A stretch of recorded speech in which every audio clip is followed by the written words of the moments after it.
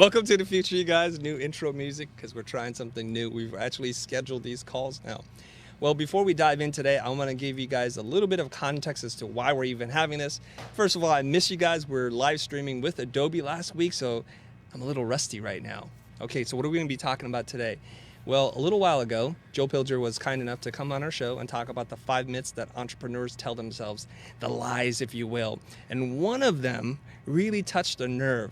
One of them was about that what we're really selling is confidence. And as we're sharing the video around, a lot of people seem to chime in. So today, on today's episode, what we want to do is to have you guys join Joel and I, as well as the rest of the Future team, in the conversation, the dialogue as to why you think that people who don't have talent seem to be more confident and why the talented ones are more insecure and why that might be a good thing. So without further ado, I'm going to welcome Joel Pilger on the show. But before we do that, let's roll the titles.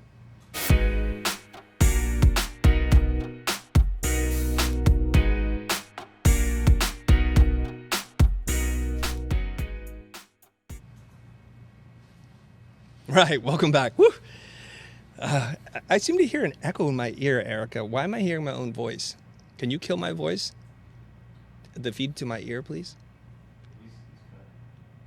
All right, Joel, welcome to the show, man. What's up, Chris? Good to be here. Perfect timing for you to be here because it's super hot. It's super hot, but we shouldn't complain because it's like 85 degrees in Santa Monica, whereas everywhere else it's like 100 million degrees, right? Man, always good to be back in Los Angeles, and hello to you and all the fabulous creative entrepreneurs out there. Are we getting fine audio from people who are tuning in on Facebook? Or can you guys hear us okay? Let us know. I'm sorry, not on Facebook, on YouTube. Let us know on YouTube, please, if you can hear us okay, because it's not sounding right in my ear hole.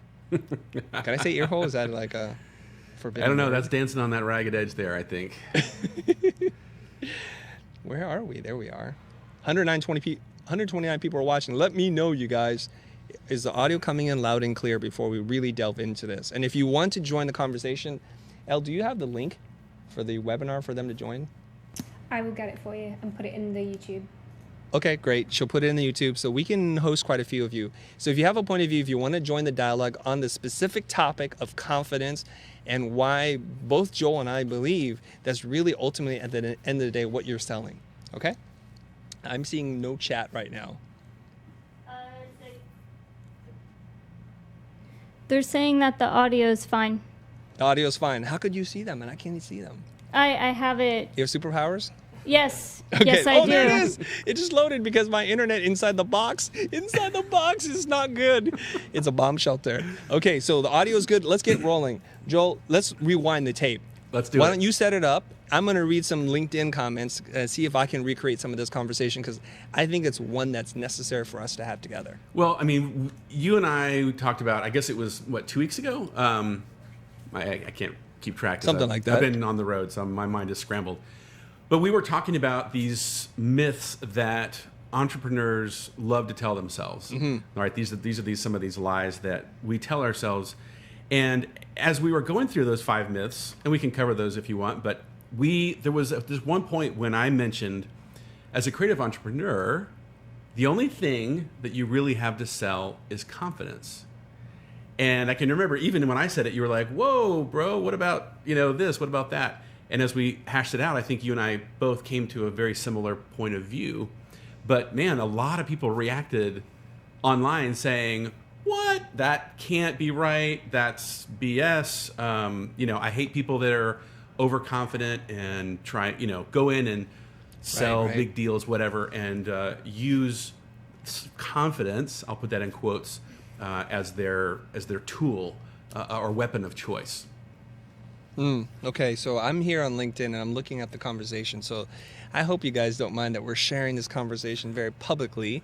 I think this is in the service of the greater good, so forgive me about exposing anybody. This is not to ridicule anybody, but I want to zoom in on this conversation a little bit here. So I don't even know how to say the person's name, but L, A-L-E, not R-L. He's a UX design director at Wearables and Home at Hawaii Consumer something. He said, this is correct, Joel. I totally agree with what you say. But what I meant to say is that confidence won't do the job by itself. Confidence will help the designer sell proposal, but that doesn't guarantee good output. Sure. How do you want to respond to that, Joel? Well, first of all, thanks for the comment. Confidence is something that, of course, is always backed up by experience and, proving oneself and also knowing oneself. I think a big part of confidence is actually knowing your limits. Because when you know your limits, you know exactly what to say, when to say it. You can be in the moment, you can be present, and you can put yourself out there boldly with confidence, right? But you don't have to be all things to all people. You don't have to have all the answers. And then, like Elle said there, when it comes time to deliver, that's really a different type of confidence than we're talking about. Because at that point, you're not selling, you're executing. Mm-hmm. I think there's this false equivalency or a conflation of that because you're confident, now after the selling part, now you're just going to fall off the face of the earth. I think the thing that you and I are talking about is as we coach and teach and help so many people, that being good is just the price of entry. To play in the game in which your clients and the people that you coach and mentor, everybody is already really good. Yeah, in fact, right? I think you're reminding me that the myth that we were in the process of busting when this topic came up was that first one I shared, which was the myth is it's all about the work. That we as creatives and especially creative entrepreneurs, we are in love with this idea of, man, if we just do great work, the rest will take care of itself. And I would say that was true maybe when you and I both started in our careers, right? You could do great work and then you had to provide great service. You had to have really talented producers on staff and those kinds of things. And that was the formula for success. But man, that was, I think, 20 years ago, I want to say. And nowadays, it's not enough to have great work. Like you said, that's sort of your ticket to the game that gets you on the field, but you're not going to win the Super Bowl just based on having a great portfolio. Mm-hmm. And why is that it used to be the case that great work was enough, and why do you think that today great work isn't enough anymore? Well, it's I'm trying to think of the term that Blair Enns uses that I love so much, where it's how easy is it for your client to replace you? Mm-hmm. So I know this is really hard. We don't like to say this to ourselves because we all want to think we're special and, everyone's a snowflake. We all have our creative uniqueness. But the truth is, from the client's perspective, there's so many options available that were not available. I mean, Chris, when you and I started, there was no internet. I mean, it was like... Don't date us, dude. What are you doing? I'm sorry. Don't tell everybody that. But there was, you would look in the yellow pages for stuff, right? I mean, we were sending tapes, on airplanes to different markets when we would... Wait, were there projects. airplanes when we were alive? Yeah. Are you sure? They had those propellers. Okay, so no internet. There's this thing called yellow pages. Right. And people didn't have cell phones either. But I can remember when I started my firm, I was running Softimage, for those of you that remember that old 3D software. And I was, I had like the only seat of this expensive 3D animation software in the entire state of Colorado, even in the West, like outside of Los Angeles, New York, those other major markets. So when somebody found me and said, oh my God, I found this shop that can do 3D and visual effects, man, it was like, oh my gosh, they can do that. That world is just utterly vanished. It's utterly vanished. And so the truth is, the great work, I say this to a lot of my clients when we go through positioning exercises to help them stand out and be unique. And that is, if your positioning could be stuck on somebody else's work and it makes sense, then you've got so much more work to do, because the work is not going to be enough to, make you stand out and be set apart. Mm-hmm, mm-hmm. And Elle, you let me know when somebody that's tuning into the webinar is ready to join the debate. If you have a position on one side or the other where you're like, amen, brother, we hear you. Here's what we want to add to that conversation. Or, we don't believe you. Yeah. We just don't believe it. I disagree. No, it's funny, Chris, because you and I do agree. We agree totally. This thing about confidence, right? So we're kind of boring sitting here like echo chambering each other. That's right. So, Elle, you let me know, okay? You got somebody ready? Okay, let's do it. Let's rock and roll. Let's bring this person online. I was just nodding in agreement. Oh, she's just agreeing. More agreement? I was just like, get ready. Okay, ready. I know what we can do. I'm not going to say who wrote this, but we can cut to my screen. I think I'm going to hide. There we go. And I'll read some of this, right? This person is saying, I seriously can't count how many egotistical personalities that they've worked with in the creative industry that are not capable of doing the work they claim. Let's start there. Yes. Okay. So when you're saying be confident and the only thing that you're selling is your confidence at the end of the day, Yeah. well, that might mean that you're going to say that you can do something that you can't. Let's talk about that. I want your take on it, and then maybe I might have a spin on that wheel as well. No, bring it in. I think here's the term that comes to my mind when I read that person's comment. I think all of us get our hairs sort of stand on end because it's not cool or fun dealing with someone like that. But the term that comes to my mind is con man. For those of you that don't know this, the term con man comes from the word confidence. And that is someone who can snooker you, who can snow you because he's so confident that you never question that there's anything wrong or amiss. So true confidence and a con man, I think, are actually on opposite ends of a spectrum. And I've definitely been in rooms where I could tell, later I was being conned.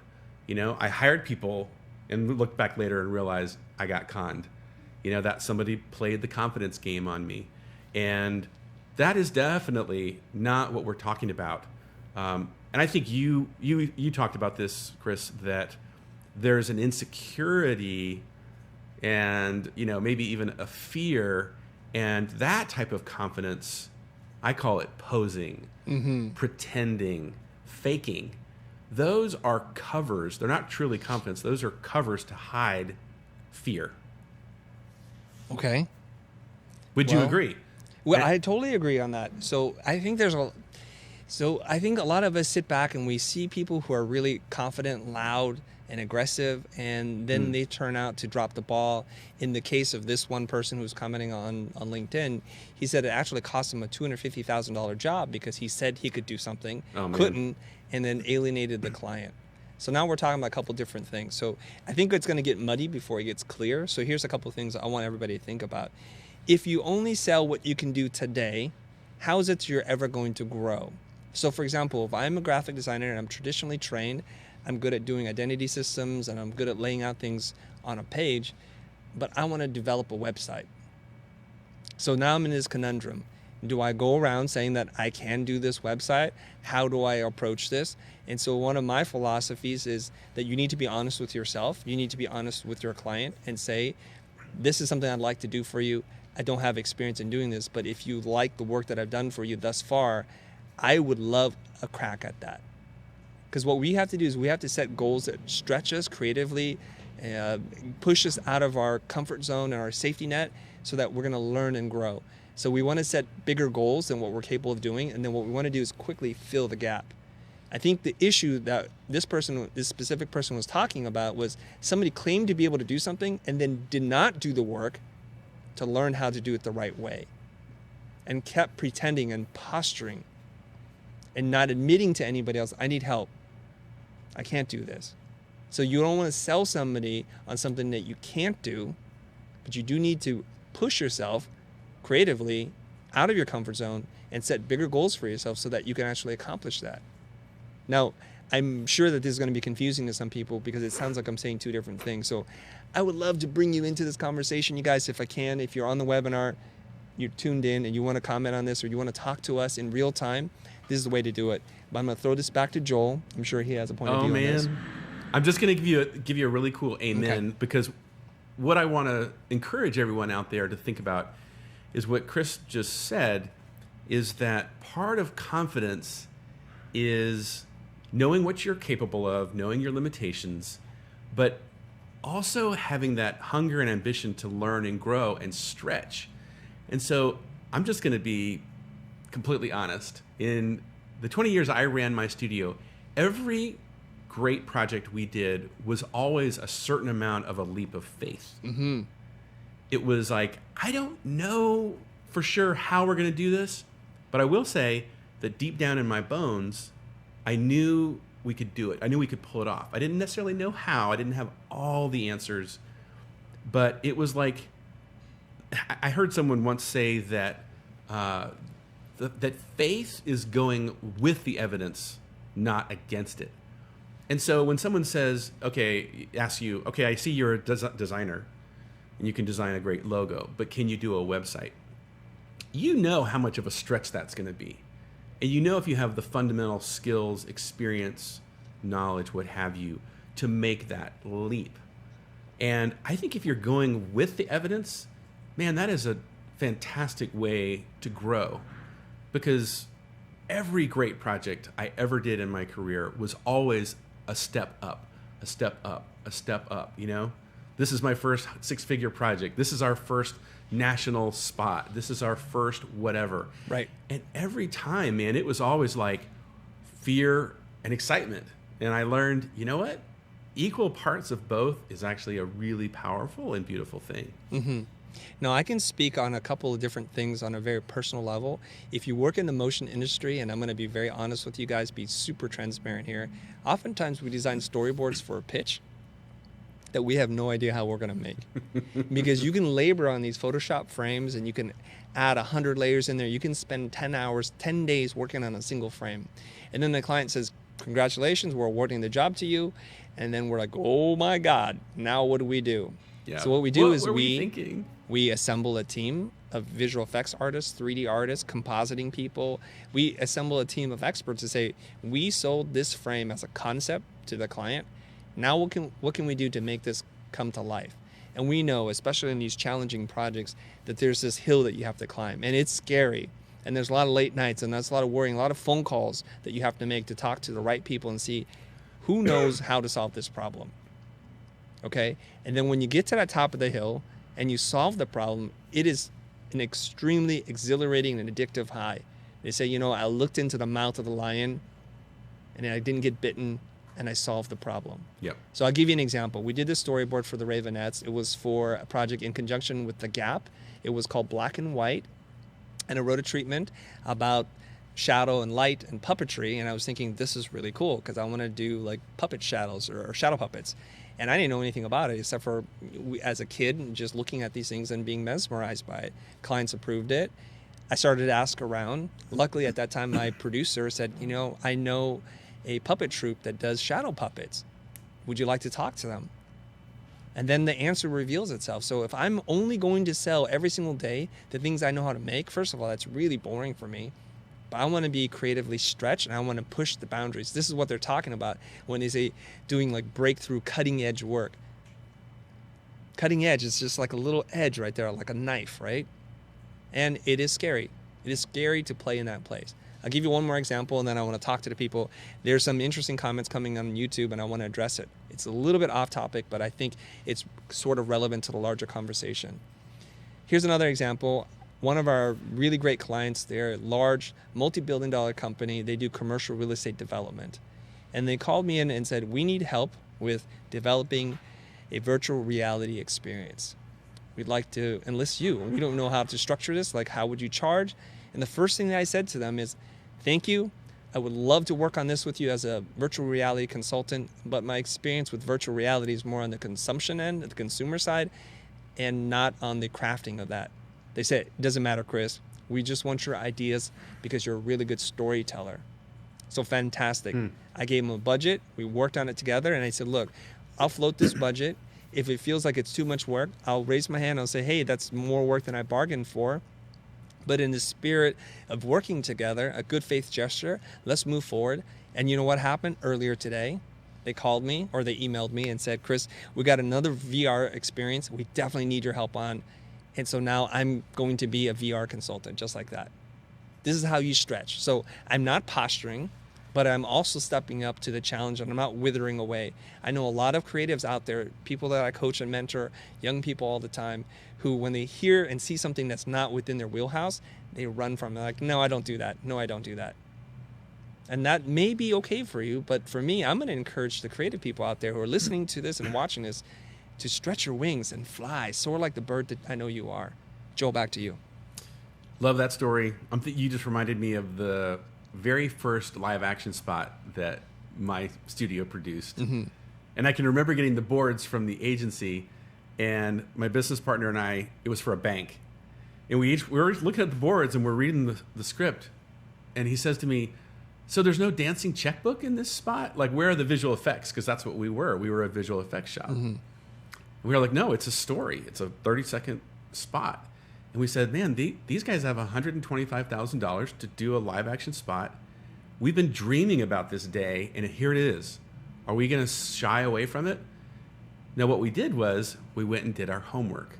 We went and talked to the best line producer, in Denver at the time, and said, what's it take to do this? We think we can pull this off, but we need to talk to an expert. And she just walked us through the whole thing. So we then called back that agency and said, we're your guys. We're going to do this spot for you. And it was a huge growth for us, because forever after we were able to say, yeah, we do live action. And that's, in that world, that separates the men from the boys, so to speak. So I want to take a moment to point out something to our audience that are listening. Depending on how you read both Joel and I, you could say we're full of hot air or whatever. That's fine. You can judge us any which way you want. But I just noticed something that Joel said. I think confidence comes from people who know what they're good at and who know what they're not good at and are willing to ask for help. Yeah. See, when Joel's like, I don't know how to do that part, he didn't try and pretend and posture up like, oh, I'll figure it out. I got this. Not asking for help. He's like, who do we know? Who's the best person that we can find? This line producer, a visual effects artist, this puppeteer, whoever it is, and say, I need help. And throw yourself on the sword and say, I don't know what I'm doing. Can you guys help us? I've sold an idea. I have a vision as to how it's going to look like when it's done, but I just don't know how to get from A to B. And then that's what confidence looks like to me. Not people who beat their chest and say whatever it is they're going to say. All right?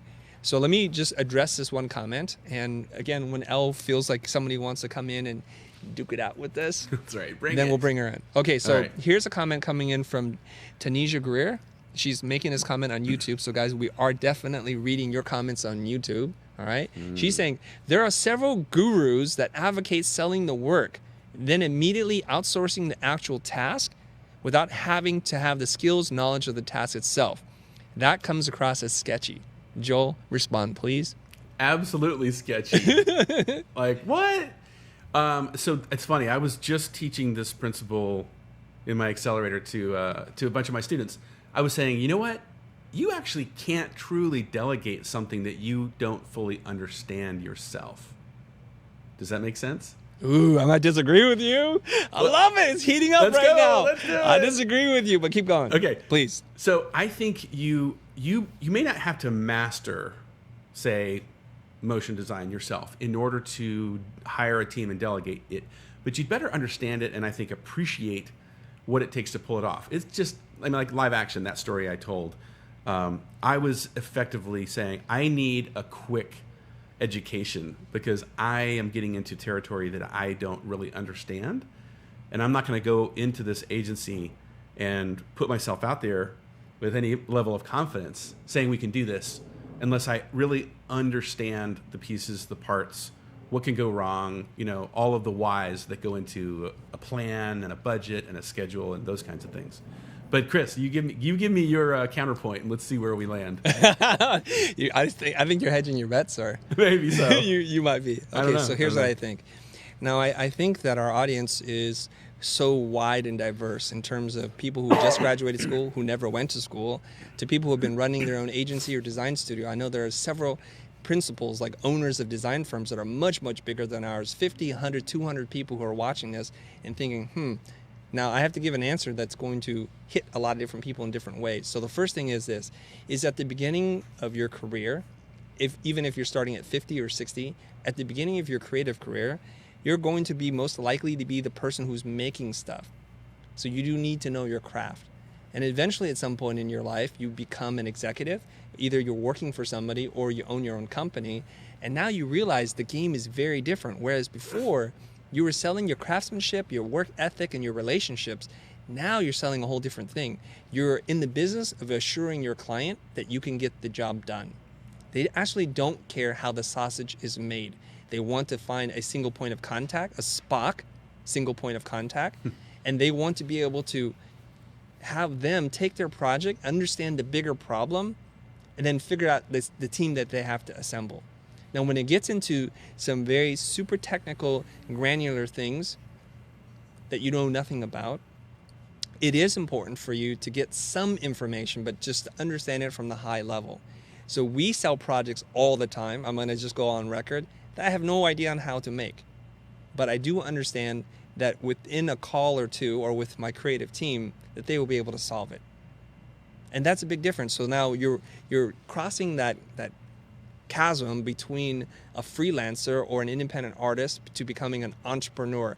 Different skill sets, different mindsets. Now, if you say that Steve Jobs could not sell to the world a smartphone like they've never seen before, or a notebook thin Surface or a tablet device, because he didn't know how to make all the parts and pieces, that he didn't know how to design the software, UX or UI, and all the coding, then you would be crazy. I know like Elon Musk is very smart, but does he have to know how to make the entire carriage of the car, the engine, and the battery cells in order to have the vision of changing the way that we move from point A to point B? He can have the vision and assemble a team of experts and sit back and say, okay, based on your ideas, I'm going to make a decision. This is how we present this company to the world, and this is how we grow. This is how we move forward. Yeah, no big disagreement from me, because the examples you're giving, I think, are good ones. I think where it breaks down is when you say, someone like Elon Musk, who knows how to make an automobile, if you suddenly said, hey, go take over Apple and stand up tomorrow in front of a room and tell people that you can build the next generation iPhone and you're going to do it in 30 days. Well, he doesn't know enough to back that up. But yeah, I think your point's well made. We're just getting into nuances. So right. I'm with okay, you. but I want to circle back to that. I want to find any little point of friction between the two of us in preparation for our debate tonight. That's right. Right, just like to warm us up a little bit, if you will. I was just thinking, okay, look, I feel like honestly, there aren't a whole lot of problems I don't think I can solve, because I know that I don't know. So I'm going to always reach out to people, and the network that of people we know is big enough that within 2 to 5 phone calls, we can find somebody who is an expert at it, and we'll keep digging and researching until we figure out what the answer is. So Elon Musk started out making cars, but he's also bought or created a solar company. He's also created the Boring Company to drill underneath the earth. He's also created a battery company to build better batteries and a flame-throwing product. It's like the guy solves problems. That's the thing. It doesn't require specific expertise in the things that he's making, because he knows that there's a system, assemble a group of experts, have clarity and vision as to what it is that you want to do, control over costs, and understand demand, and work on the marketing part. And then he's a genius for doing that. Yeah. Jeff Bezos, the richest person on earth right now, do you think he knows about machine learning and AI and all? I'm just not sure. But he has the vision to say, I think voice is going to be an important component in the world. No, I think you're right. You said it earlier. Does he need to know the specifics? No. But you do need an understanding of the concepts, the broader strategies, yes. Right? The high level stuff. Yeah, the lessons of history, yeah, and so forth. So yeah, absolutely. My strategy, and this kind of gets back to our talk on confidence, and maybe great, bring us back. Yeah, it comes back. It even talks about ego. Yeah, part of my strategy was I never wanted myself as a creative entrepreneur for it to be about me. I was excited about building a company and building a team. I wanted to create like the stage that others would perform on, and I wanted to have control and over that stage. So my job was always to be the dumbest person in the room. Mm-hmm. So if I could hire somebody smarter, and be in the room and realize, and I can remember vividly this happening, being in meetings with clients, and my executive producer is pitching some piece of new business that just came out of thin air, and I'm watching her do her thing, and I'm like, whoa, I don't know how to do that. I don't understand that. I don't know that space. I don't whatever. And she's selling that deal through while we're sitting here, and I'm like, okay, thank God I don't have to be the smartest person in the room. That makes you more confident, right? When you realize, and I don't have to have all the answers. And I think when clients start to see that in you, it does build trust. It's like, okay, Joel isn't the smartest, most brilliant guy ever, but I trust him. Mm-hmm. Because when he says he can do it, man, he's going to deliver. And when he says he can't do it, he's he's being honest with me and he's not being greedy or whatever. Mm-hmm. You know what I'm noticing about this, Joel, right now is that if you look at Joel's demeanor and his attitude and his philosophy, he's the guy who's approaching it and thinking he's the dumbest person in the room. But to me, that's saying like he's a truly confident person. So I think a lot of people mistake the two.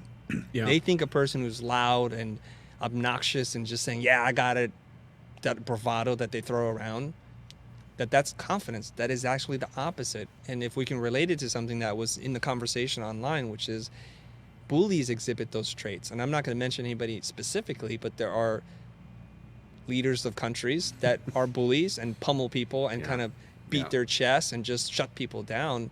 And you think, oh, they're really confident. And then therefore we have a negative association with people that we think are confident. And I think you would be in your right to think so. And if that were truly the case, then I would agree with you. But I think all that stuff comes from insecurity. To know that you don't have to be the best, the strongest, the smartest, and to operate with that curious mindset to say, like, I just need to bring in smarter people than me. We have a problem if I'm the smartest person in the room. Well, let me give everyone a little gift, because here's one tool that I have seen used, and I use it all the time myself. I've used it hundreds of times in my career. Mm-hmm. That when you don't have the answer and you're on the spot, right? The client, your team, whatever, everyone's like looking at you like, okay, what's the answer, big dog? And you feel that rise of fear and anxiety in you, and you start to puff up and you say, okay, I'm going to just use my power of my personality, or, I'm going to kind of bully my way through this. Instead, just step back and say, I'll get back to you. Yeah. I mean, there's absolutely nothing wrong with that. Client calls you, have you on the phone, and maybe they're reading you the riot act. Right. Like, what is up with this latest deliverable? You guys missed all these details, and you're not listening, and you're not paying attention, and is this thing even going to work? Is this going to convert? Whatever the thing is, you don't have to say yes, no, here's the answer. You just say, I totally hear you. Let me get with my team, and I'll get back to you. And then you get to go talk to your experts, like we've been saying. Don't try and be the expert of all things yourself. Right. Go find your Elon Musk who can tell you everything about a flamethrower. Get back to the client and be like, dude, I've got the answer. We've got a plan. Here's what we're going to do. Mm-hmm. Okay, I think Elle's got somebody queued up pretty soon. Yeah, she's nodding. All right. Elle's now the time to bring this person on? Now is the time. We've got. Let's rock and All right, roll. cool. Don't be a troll, because we will end you instantly. Here we go. So Elle, get your hand on the kick out button and let's bring this person on. Okay. So, Who are we talking to? We're talking to Hannah. Hi Hannah, can you turn on your camera so we can see you? Don't be shy. Hannah, this is a live show. So Hannah, your microphone's on. You just need to turn the camera on. There's a little icon in the lower left. You can hit the start video button. Something's happening. Oh, yay! Yay! All right. Hi, Hannah. Welcome to the show. Whose window are we seeing? Can we clean up some of that That stuff? is mine. Okay. All right. Give us 1 second. Okay. Are you ready? Can you say something? Hannah? Can Hannah hear me or no? Hello? I cannot hear her. Hello? Can you hear us now? I could barely hear her. Yeah, no. Hold on. Hold on. We'll Hold look on. at it. Okay. All right, why don't you cut to Joel or myself, and then we will do a split screen while we figure out the thing. Erica, there we go. All right, we're going to sort out the technical difficulties. Yeah. So, Joel, you know what we're doing later today, right? No, I know. At 7:00. It's You know, on. look, I'm dressed for success. I'm ready to go. I know. I got to do a wardrobe change, bro. Now you're going to be the man in white. I'm going to be the man in black. Is that the Yes. idea? I think that's what we're doing. Did you see the set piece already? Yes, I did. I like We it. have the psychiatrist day bed and 2 chairs, so we're ready to go. In case you guys don't know what the heck we're talking about, today we have an event later at 7:00 for people who are close enough to drive over to us. I think there are about 15 people who are going to show up to hear 2 potentially opposing points of view as business consultants, coaches, mentors, whatever you want to call us. So some lucky individuals are going to be selected to sit on the day bed and bring up a business issue or challenge they're trying to resolve. and then Joel or I will flip a coin and see who goes first, and then we will go back and forth. And I even bought paddles for people to vote. We're gonna have fun with this. They have paddles. Whatever one, two. Yeah, number 1 or number 2. Yeah, it's the therapist's couch, right? But Yes. it's like point counterpoint. Do I get to say? Am I dating myself if I say at any point, Gene, you ignorant slut? Does anyone know that? I didn't even know what you're reference? talking about. Oh yes, SNL. Yeah, Eric, I'm glad you're Reference. having fun with this, but solve the problem. Yeah, exactly. Yeah. Go get Mark. Get somebody in here so that we can talk to Hannah. I so want to talk to you, Hannah. Hannah, can you hear me? Give me a thumbs up if you can hear me, Hannah. Can you see me? Yeah, all right. So now we just need to be able to hear her. That's fine. While we're working on that, I will switch gears here, and I will read the rest of this person's comment, and then you tell me what you think of this, okay? All right, go. So here's what he's saying. I believe truly confident people, especially creatives, question themselves continuously. Their attention to their craft is brewed from self-doubt. That is what carves greatness. They beat themselves into submission for their art and not others. A lot of things in there. Woo. That's so cool, and I think I commented on that one because I really you did. appreciated what that person said. What was his name? I didn't want to say it because okay. we don't have, Yeah. in case they don't want to get trolled by everybody on the internet. Okay. Yeah. So So how that- would you respond to that? Well, so I love it because here's what I'm going to say something that makes logically no sense. Okay, go for it. That yes, you can be absolutely a confident person and yet be questioning yourself What? constantly. And here's what it looks like, because I find myself doing this often, that I will sometimes get out of bed in the morning, I'm excited about the day, and I'll say to myself, what's the line from American Beauty? Remember the I rule, right? And then the next thought I have is, but wait, do I suck? And that's the tension that I like from myself. I like to live in is it's like, I want to be confident. I want to know what my abilities are and know my expertise and share it with the world and be generous with it. At the same time, I have to maintain some level of looking in the mirror and saying, but maybe I'm not all that. Maybe I've got a lot further to go. Maybe I'm making mistakes right now. And if I'm not open to that, then obviously I'm never going to grow. So confidence, you can have confidence and not be complete, finished. 100% agree with that. Again, I think that's You're so boring. misunderstanding of what people think confident people are, that they know everything, they can solve all problems. Yeah. I think, for me, self-confidence is an awareness of one's strengths and weaknesses and acceptance of both. Yeah. See, I think where the insecurity comes from is that you try to be something that you're not. I'm trying to be taller. I'm trying to be hairier than I am. I'm trying to You be need more technically sound than I am, which I'm not. I'm really not. Yeah. And I'm not trying to be. You know, there was I remember there was a moment in my journey when there was a movie, Aquila and the Bee. Does anybody remember that movie? Yeah, it's a spelling bee, right? Yeah, it's a spelling bee movie. Mm-hmm. And it's sort of the movie that brought this famous quote from Marianne Williamson out into the public consciousness. But there's this quote where this character in the movie quotes Marianne Williamson, and the quote is something like, your playing small doesn't serve the world. And that your greatest fear is not that you're, incapable or lacking. It's that you're amazing and powerful beyond measure. And for me, that was sort of a light bulb moment because I realized, man, I've never really been the outgoing, gregarious, front center stage guy. And I realized, you know what? That's actually not serving anyone. Me playing small and kind of, being quiet and behind the scenes and putting other people in the spotlight. At a point, I realized, wait a minute, I do have something really awesome and great and beautiful to share with the world.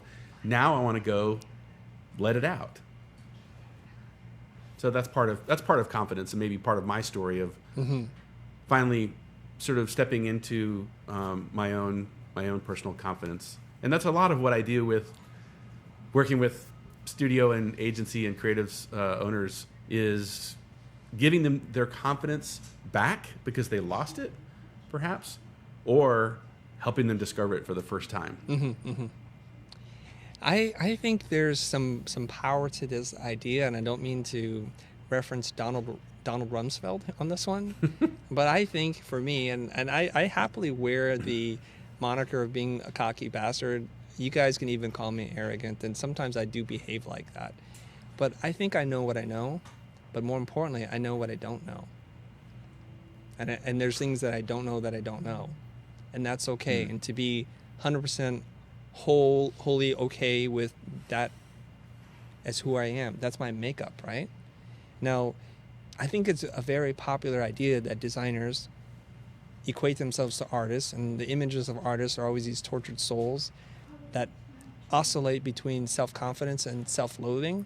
And that's a very popular idea, that we must think that in order for somebody to be creative and great and achieve things, they must hate some parts of themselves. And I think, to me, that's very destructive and detrimental. And if I were on a mission and I could solve this problem, I would try to heal that part of a person, to say, like, you don't have to hate yourself to be a good artist. You want to strive to do more. You should always challenge yourself, and you should know that there's lots of things that you don't know. And the quest of your life is to continue to learn and to grow, and to be okay with that. And one of the things I like to throw out there is to say to people, because you can beat yourself up when you look at people who have achieved a lot, who've done great work, and you're just getting started in your career, is to not compare your beginning to someone else's middle or ending. And it's very easy for us to do that. We're kind of contextual learners. We're always comparing, like, is it too hot? Well, give me something hotter and give me something colder. That's how I know it's hot. But to me, it's really important and a much healthier perspective to have this internal compass, to know what you're good at, to know what your gifts are, and to know where you fall short. I think Draplin says this, in his talks. He's like, I know I'm not going to be a professional basketball player. I'm going to have to give that up because I have a vertical leap of 4 inches. He just knows that about himself. Okay? And, okay, now we have a bunch of comments in it. I know the ladies are scrambling. Are we ready yet? Still no go. It's almost like we don't test or prepare for the show. It's killing me right now. I want to talk to Hannah. Okay. Woo. Cool down. All right, chill out. It's okay. Let me read some comments, We'll okay? get through it. All right, let me read some comments here from YouTube. People are saying, oh man, I really need to be in LA so I can be part of these things. And some people are wondering, Joel had a major upgrade in his video camera game. He did and he didn't. He's here in the studio. I can see him. He's sitting That's right right. over there. I know. I'm like I right can around the see him. corner. I have to yeah. What's up, bro? Whoa, what happened there? I don't know. We lost our signal, Erica. Ah! No, we didn't. She says we're still live. We are? Okay. Anyways, here's some comments here. Okay, cool. Some people can see it in the Zoom. Chris, Levi Jones is saying, Chris, I think what you're referring to is cockiness. There's a difference between being cocky and confident. Yeah, there is. But I think so many people are afraid of crossing over into the cockiness, arrogant realm that they run towards insecurity and having imposter syndrome. And it's something that I just think is so unhealthy, you guys. Okay. MG saying, Wonder Twin powers. Joel, let's try to do this. I'm going to punch this way. Yeah! We did that! That was awesome. We're just total dorks right now, you guys. That's fine. That I even know what that reference is a little scary. Okay. Are you the boy or the girl? I'm not going there. Okay. Catherine is saying, I'm loving this. Thank you very much. Mixelplex is saying SNL, which I'm not sure what Picking we're up my reference. Okay. My Dan Aykroyd reference earlier. Is it? Yeah, comparison is a thief of joy. For sure, Andrew. We hear you. Yeah, think about when you're comparing, right? Imagine if you just took that energy that you're investing in all of that comparison and channeled it somewhere else. Mm-hmm. I mean, it's like it's readily available to you. I can remember working with somebody who just would study the trades and basically look at all of the commercials that we didn't get a shot at producing. And he would just fume. We could have done that spot. We could have done that. We could have done that. And I was like, bro, would you put down the Shoot magazine and go make something? Yeah. Like, just channel that energy and that frustration into making, go create the future that you want and prove to the world that you're this amazing superstar director. It's right there. Just go camera is right there and some lights, and go make it happen. I want to share this story because I'm reading. I finished reading this book called U Squared, U to the Power of You, and it's really cool. And there's a story at the very beginning that the author was talking about. He says, "I want to tell you a true story. It's based on real events," and he witnessed a death. He witnessed a death. I was like, "Oh my God, this book is getting off onto like a really dark place." Yeah. He said so he's sitting at a restaurant or a bar, and he sees and hears the sound of a fly buzzing, and it's pushing itself against the mesh screen of a window, and he's like, it's buzzing, it's pushing with all its might, and he was sitting there and he was kind of fascinated by what was going on, and thinking, just 6 feet away was an open door, that this fly will die against the windscreen. And it wasn't a matter about effort, drive, or determination. And he was drawing a parallel to how people work and think and operate. That they see a goal and they rely on the information that they've always had to see if they can't get that goal. So what they're doing is just pushing and pushing in life, but not making hardly any progress at all. That with 1/10 of the effort, that fly could just shift his position over to the right and fly out the window and be free. But instead, it was dooming itself to die on the windscreen against the window pane. And it's the same way with people. It's like, if you resign yourself to only doing what it is that you do, or habits, behaviors, or thought patterns that you have, you're bound to get exactly what you're going to get right now. That's why I'm here and Joel's here, because what we want to do is to encourage you to take that quantum leap in your career, your life, whether it's business goals or personal goals. We want to help you get there. But to get there, you have to do something dramatically different. So when you're unsure, when you let go of comfort of being right all the time, when you embrace all these things that scare you, that's how you know you're moving in the right direction. That's the precursor to having a quantum leap. I don't know why I went on that, but... Well, I like it. Carl's saying that the technician girl's getting fired. We're not firing anybody on this show, not today. Maybe tomorrow, maybe next week, but yeah. Somebody wondered like where I get all my hats, and Joey's even wondering like what's up with the hat game. I know. Now I like I've that. got a thing where I'm searching the globe for cool black snapback caps with cool things on the top. And this one took me, I think, 2.5 years to acquire. And I actually got it from one of the marketing directors from Bait. Nice. That's how I got it. So you have to have some hookups, you guys. It's a good hookup. People are chasing the old hat, the type hat, which I'll still wear, but there we go. Chris, I'll comment on something that you just said. Please. Because, again, I think this is maybe an encouragement. I can remember, I think it was maybe around year 6 or 7. So I'm not new in my career, but I've been running my business, I think, 6 or 7 years. And a mentor of mine was hearing me, I guess, rant about how I never know where the next project is going to come from. You know, how am I going to do this, win this job, and how are we going to pull this off? And, you know, all these fears. And he said something to me. He said, you know, Joel, the ideal place for you to always be is actually a mixture of equal parts fear and excitement. And I was very much like, okay, I like that excitement thing, but I'm not sure I'm really down for the whole fear part of this. Can we just get rid of that? And he said, no, you never want to get rid of the fear. That's actually what makes the whole thing work as an entrepreneur. Because if it was all excitement, you actually get lazy, you get, you know, affable, you rest on your laurels, you stop growing and challenging yourself. But if it's all fear all the time, then you're immobilized. You know, I'm going to die. I'm not going to be able to pay my bills. You know, everyone's going to think I suck. And he said the actual tension is once you realize that both parts are always going to be present, and that's actually healthy. That's where you're going to be your best person, your best creative. That's where I want you to live, in that tension forever. And it suddenly gave me permission to say, oh, I'm afraid. Right. That's part of this. That's part of what I signed up for. And that's okay. So I would just encourage people out there, don't think that your journey is one of eventually the fear is all going to go away. It's not.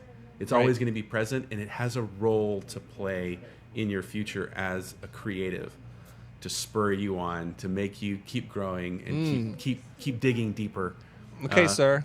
I want to hold up the mirror to you right now. I want to ask you, Okay. because you just went on like a really cool thing. I want to ask you, so what are you afraid of? What makes you scared? I think so first of all, not being free for me is a fear. So if I lose options in life, if I was to become disabled, if I never had any money, if I wasn't able to travel and go and do what I want to do, to me, like being imprisoned, in various forms, that definitely terrifies me. And then I think the other thing that scares me is just being, found out to be a poser. Like we're all, like we've been talking about confidence, and even though I think of myself as a confident person and other people would say that I'm confident, I still am always balancing that with that question of, yeah, but do I suck? And there's always this little bit of fear in me that says, someday somebody's going to find out and say, hey, by the way, that guy sucks. And they're going to be right. I'm going to be caught or something. Again, maybe Imposter syndrome is what you're talking yeah, about. I mean, maybe it's irrational. Do you suffer fear. from that, really?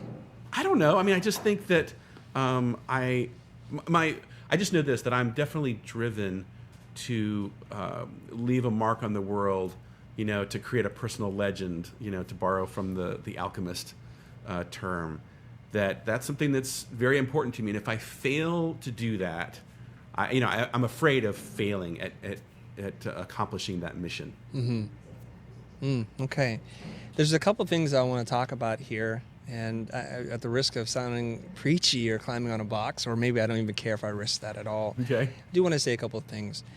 That a lot of people think that confidence and people who have courage and who are able to do great things have no fear, and it's actually not that at all. Courage is having fear and acting despite or in spite of it. It's not that if you're unaware of a danger, that's not courage at all.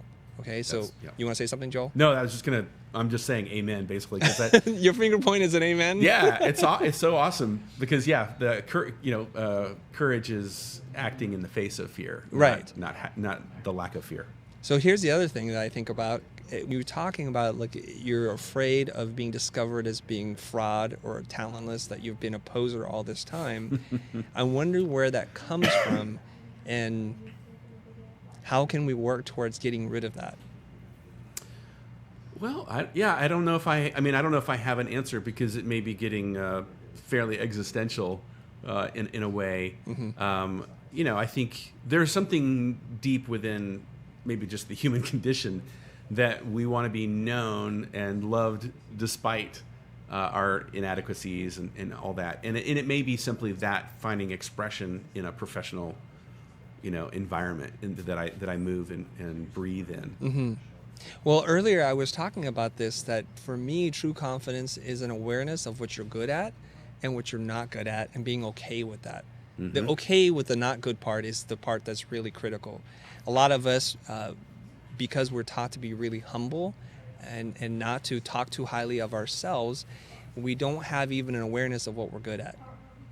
You can meet some really amazing artists, which I've had the pleasure of working with for many decades now, and they come in, they're like, oh, is this good? I'm like, dude, this is amazing. Yes. Or Isn't some that illustrator interesting? comes in, and I'll tell her, wow, what you can do in minutes would take me days or weeks, and I could not even come to that level of the refinement or the way that you're able to compose that. They're like, oh, really? So they're going to walk around for some time on Earth questioning if they're good at anything, because they don't have inventory of what their strengths are. Conversely, on the flip side, I know, because of our relationship, that you know what you're good at. So I think it sounds to me like you're still wrestling with the parts that you think, maybe I'm not as good at that, and somebody's going to discover that one day. Yeah. So I take solace in knowing Maybe. what I'm good at, and I also know what I'm not good at, and I'm okay with that.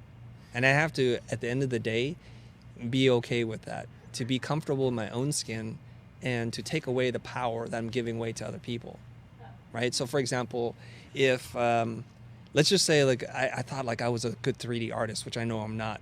Like, I know how to use Cinema 4D, Softimage, Maya, whatever program that you're using today. And then I walked around thinking, somebody's going to ask me how to do something with Sema4D, and I'm going to freeze up. And if you walk around fearing that moment of somebody discovering that could be crippling. Yeah, I lived that exact same life.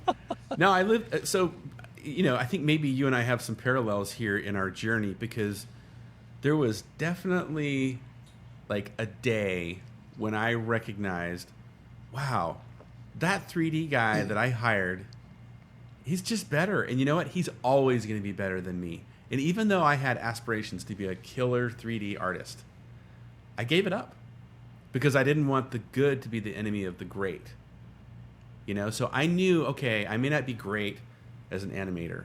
And then the day came when I realized the same about an editor and the same about being a flame artist. And I kept my journey kept moving forward, because it was this journey of figuring out your genius. That's what I call it.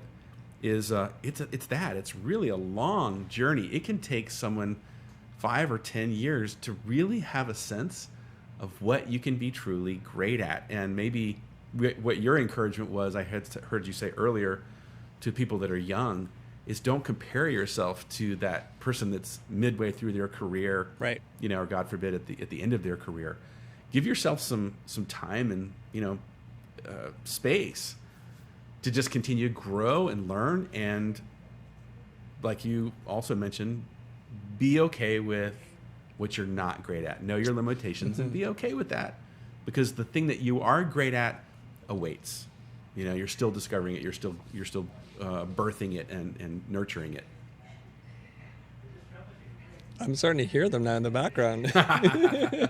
Can you hear that, Joel? Yeah, I hear some chatter. Yeah, it's a little chatter there. Working on okay, you know what I want to here. do? And I wish that I have this part memorized and it's just part of the way that I speak, and it's not. I did write a response to this person, and I'd just like to take a moment to read it in case you guys don't follow us every single place, and just hear this part. This is me just reading a response, and I want to read it because I did put a little thought into it. Here's what I wrote, okay? This is on LinkedIn, so if you guys follow this conversation on LinkedIn, you'll recognize this part. I said, let's separate these two issues of talent and belief in self. You can be talented and insecure, and talented and confident. You can also be talented and a total jerk. So there's degrees of what we're talking about here, so let's not be so quick to lump them all together. So one automatically assumes when we talk about confidence, the arrogant a-hole that is ego-driven comes to mind. And if you've ever worked with one of these people, that reaction seems fairly reasonable. Now, truly confident people have a good sense of who they are, have a strong sense of their strengths and weaknesses. They put others at ease with nothing to prove, and they're accepting of others. They're present to who they are, and they're comfortable in their own skin. Truly confident people don't try to prove anything to anyone. And when I think of confidence, I think of the Dalai Lama and less Donald Trump. And overly confident people aren't actually confident at all. They're all overcompensating for their insecurities, just like the way bullies appear on the surface. And that's all I wanted to say about that. Now, I do want to say this other thing to you guys. Those of you guys that are afraid of being discovered as talentless and all these kinds of things. And I think I'm borrowing this from Steve Jobs. He said that death is the greatest invention for creativity. And I'm well aware of this, you guys. I'm in my mid to late 40s here. I'm no young spring chicken. I know that any day now I could die. I can get hit by a truck, some building could fall on my head. And I live knowing that death is on the other side. That my youth is behind me and old age is ahead of me. And the way that I act and conduct myself in life is to be aware that I will die. So when you think of death, relative to maybe you're not good at 3D, or maybe you're not the best illustrator, well, hell, what does that matter anymore? And so if you're going to compare yourself to something, just think about what you want to be able to achieve in your life before you die, and just have the courage to act on that today, and don't worry about all the other stuff, because it's very, very small. Like when my son says those shoes aren't good for graduation and he's having a fit over it, in the timeline of his life, in the scale of things that really matter, that's just a tiny little blip on the radar. And I know it's easy to look at things like that and say, well, that's a shoe and who cares, but this is my career, this is my livelihood. You need to get in here, Matt? I have a ghetto solution for you. You do? What's We that? have caller Hannah on the audio here. We do? So we have a Okay. way The ghetto. Come on in, Matthew. All right. Matthew, the creator of like many popular videos, he's here in the beauty light with me. That's right. So I have a Hannah on the phone, Okay. which everyone can hear through your mic. Okay. And you can just talk to her directly through here. Okay. So that's assuming So everybody. I have to hold it here for them to hear? Yeah, Okay. basically. All right, let's do it. Hannah, do you want to start speaking? And we've got to make sure that the audio is okay through this Point it mic. here. Can you hear us all right, Hannah? No, we cannot hear you. No, I think they might have muted her, maybe. Unmute her. Yeah, can you hear me? Yes. Yeah. Woo! Beautiful. Hannah, welcome to the channel. So can we put her picture up on, even though we can't? We will have try. This is the kind of sync? ghetto now. You guys, this is like the Millennium Falcon. It barely gets to like warp 7 or whatever we're talking about. Okay, Yes. let's do it. All right, chew. All right, let's do this. All right. Hey, She's this been worked. so patient. Okay, Hannah, fire away. Okay, I hope it's still relevant. So my question is, when does it get to the point where you come off as over-professional, as overconfident, sorry, and then how do you bounce back from that without coming off as unprofessional? Overconfident. So where's the line? Mm-hmm. How do you know when you're crossing the line from confidence to overconfidence? Yeah, that's what she's asking. That's a good question. Now, before we answer that, I want to ask you, where are you on the spectrum of confident, insecure? Are you leaning towards the cocky bastard side? Or are you like, oh, I don't know if I'm good at anything? Where do you net out on that? I would say it's sort of a fake it till you make it, until I'm uncomfortable, if that makes sense. I think we might have a lot of audio issues right now. I'm here in my ear. I can hear it sort of clear in my ear, and then I hear this other thing, like there's two people talking or something. So make sure you guys turn the speaker off on that one so we're only getting one audio source. Okay, say that one more time. I think my confidence level is fake it till you make it until a certain stage where it then gets uncomfortable. Because I feel like I'm sort of bullshitting my way through it in a way. Okay, I get it. Perfect. Yep. All right. So I'm going to give you your answer off air because this is probably too crazy for us to be doing, right? Okay? So you can still continue to listen. We just won't be able to hear or see you anymore. Okay, thank you, Matthew, for solving that problem. Yeah, it's all like we test all this equipment before the show goes live. All right. I know. I had one job. Oh, God, Erica. She only has one thing to do. Okay, anyways, let's get into it. Joel, do you have a perspective on this? Let me just rephrase it in case the audio is all garbled and you guys can't ever figure this thing out. First of all, Hannah, thanks for you have the patience of a saint. You really do, because you stuck in there for like an hour trying to resolve this thing with us. So she was saying, when do you cross that line into the territory of being overconfident and coming across as unprofessional? So first of all, let's dissect that. When have you encountered a situation where you were overconfident and came across as unprofessional, so that we know what that looks like, and then we kind of figure out that line that you cross over? Joel, talk to me. Well, my thought of how do you know when you're crossing the line from confidence to overconfidence, I think for me, it's when I start to sense fear rising up in me. It's that moment when you feel like, okay, I'm on the spot. I'm supposed to have the answer. I don't have it. And all of a sudden that fear starts to kind of rise up in you, and you start to scramble. You start to kind of look for things. You kind of go to maybe old crutches that you use. You might use humor, right, to deflect people out of that awkward moment. So that to me might be one indicator that you're starting to get into a space of being overconfident. So what to do in that moment? Sometimes I find that you do this. What is that? You just stop. Like you actually stop talking and you stop trying to have all the answers, and you actually let the people that you're interacting with, like you're in the middle of a pitch, and then you just stop talking, because guess what happens? Everybody in the room goes, and they focus on you and they go, what's going on? What's about to happen? And that's when you just wait till you recollect your thoughts, and then you think about what you want to say next, and you start talking again. And suddenly people realize, wow, I think that person's like really comfortable in their own skin, because that could have been awkward, but it's only awkward if you're awkward. Been there? Thinking here. This is a tricky one. I'm trying to dissect these little words and trying to pull something out from it. Yeah. And it's a tough one. And we might have to do part 3 to this. I'm not sure. Because I think about this and I say, well, what is overconfident? What does that mean? And I'm trying to relate it to like life, where when you're a kid, you don't have any fear of your own mortality. So the role of a parent is to make sure that the kids are aware of their mortality so that they don't jump off a 12-foot building or a house or something like that, or set their hand on fire because they're just not aware that they can die.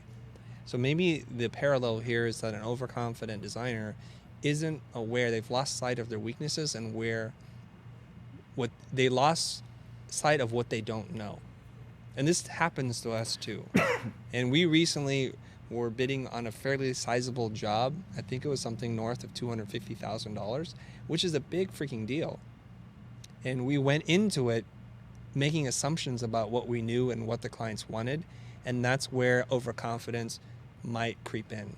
Now, I don't think this is overconfidence in that the clients are thinking that we're arrogant or cocky, but maybe they were just thinking that we oversimplified the problem in our minds, and that gave them pause for concern.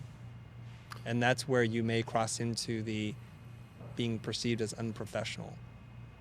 But it's not that often that happens, right? So it's like we assumed, let's say, for example, there was a really tricky particle effects thing that we had to do, and we're not particle experts by any chance, or any stretch of the imagination, where we didn't do our due diligence, we didn't talk to experts, we didn't study, we didn't have a good enough understanding to even approach the problem correctly, and subsequently the client senses that and doesn't want to work with us. Yeah, here's a feedback loop. Maybe I'm thinking about your team and really leaning on your team. Think of the time that you've maybe given a presentation, a talk, whatever, and you're wondering, was I overconfident? Was I confident? You know, I'm not sure where that line is. Ask your team, because those people, you know, they know you well, but they also care about you because your futures are tied together. Mm-hmm. And I think it shows a lot to your team, especially if you're the leader or the owner, and you ask your team, hey, what did you think of that delivery? Is there anything I can do better? You know, are there any blind spots? And I think you'll, be prepared, because you're going to suddenly hear things like, oh, well, come to think of it, yeah, there was that moment when the person asked you about the particle thing and you said blah, blah, blah, blah. And dude, I'm just telling you, everybody knew you were faking it. Yeah. Your team will tell you that. And you start to kind of realize, oh, really? I guess I had to sort of fake my way through that. And your team can reveal that to you in a way that's constructive criticism that maybe others can't, because you're not going to ask your client. Mm-hmm.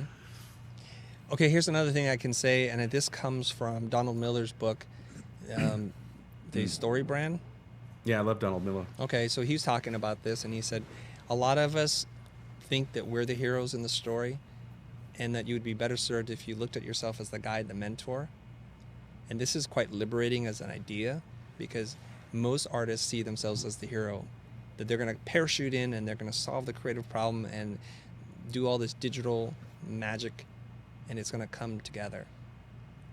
But my role, the way I see myself in most client interactions and even working with my team, I look at myself as just a mentor, that the heroes are all around me. The clients are the heroes, and the creatives that work with me are heroes, and I'm just going to bring them together in a way that's harmonious, that the clients get what they want, and I'm also protecting the creative from unnecessary changes and revisions. I'm also going to try to protect them from working crazy hours. And that's my job. And by doing that, luckily, I get rewarded for that.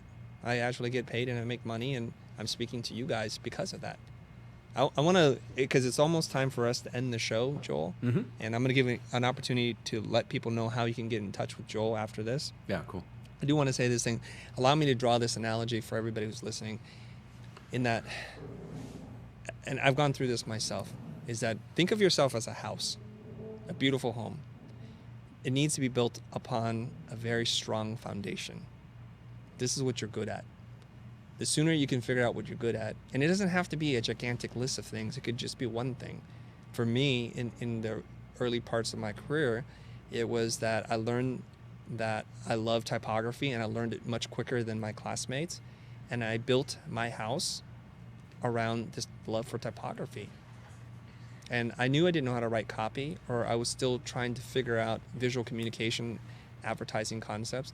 I knew I couldn't draw as the best illustrators, but when push came to shove, I can fall back on this foundation. And then the home keeps getting built up.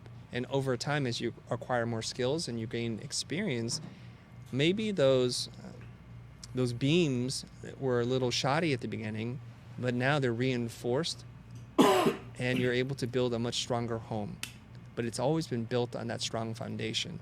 So no matter what happens, if a tornado comes by and rips it through, and the parallel would be then a clients tell you you're terrible, this is horrible, they want their money back, you're a talentless hack, they can tear all that stuff away.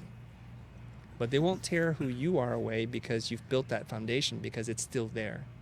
So yeah, the roof got blown off and the windows were broken, but you just rebuild and you're okay. It's dangerous not to know what that foundation is, that core of who you are and what your strengths are. That's where a lot of this imposter syndrome comes in. It also comes in where you think, your roof isn't that good, but you want the world to believe that the roof is the strongest, best roof there ever was.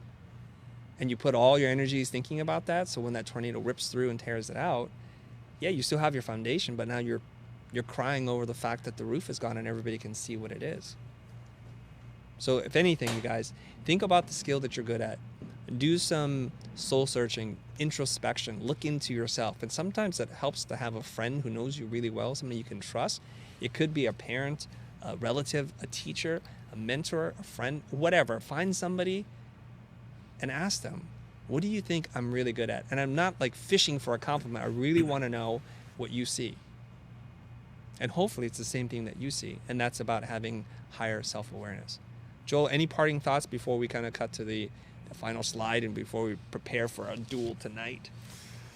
Well, I would just say I think it's been a really cool conversation. Appreciate people hanging in and rolling with the punches. It is a lifelong journey to really get clear about your genius and how it's going to find expression in the world. And I love what you said, Chris, that there's always something deeper down inside. Mm-hmm. Your worth and value as a human being is infinite. That it's not tied to how great of an illustrator or a designer or an entrepreneur that you may be. And as long as you never lose touch with that, you've got an internal confidence you can always go back to. And I think that's very, very valid for people to be in touch with that. Mm-hmm. Well, Joe Pilger, I'm going to give you an applause for that. There we go. Hey guys, easy there. The show's not over yet. So now I'm going to cut to my keynote here, and I'm going to tell you guys how you can get in touch with Joel. His name is Joel Pilger. He's a partner at RevThink, and if you guys want to find out more information or get in touch with him, everything that you need to know is at RevThink, as in revenue, revthink.com/futurist, appropriately themed. Thank you everybody for tuning in and your patience. And Joel, let's move on to our next thing. I'm going to take us out of here, okay? All right. And by the way, it's revolution.